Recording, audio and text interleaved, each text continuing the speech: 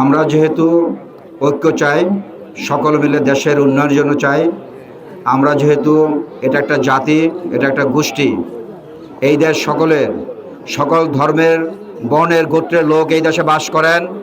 আমরা সবাই কাঁধে কাঁধ মিলে কাজ করব এই দেশের উন্নয়নের লক্ষ্যে। ভোটের অধিকার, কারণ আপনারা জানেন যে দেশকে শাসন করার জন্য একটা গণতান্ত্রিক সরকার দরকার।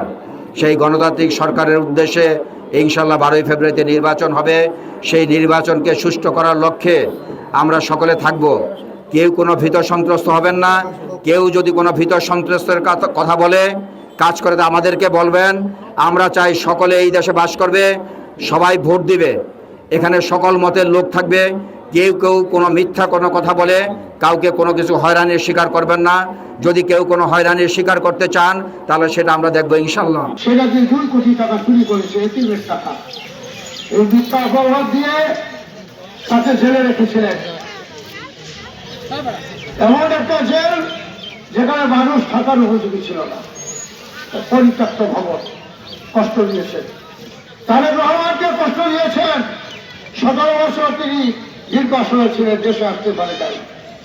তাকে হত্যা করার জন্য এমন কোনো নির্যাতন নাই যে না করছে। কিন্তু বেগম জিয়া জেল থেকে বাইরে এলো, সে তো কোনো একটা কথা বলল না।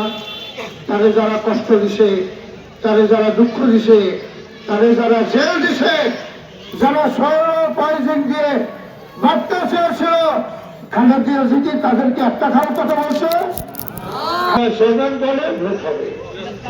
শেষ খান কি বলে, জনগণ ভোট দেবে।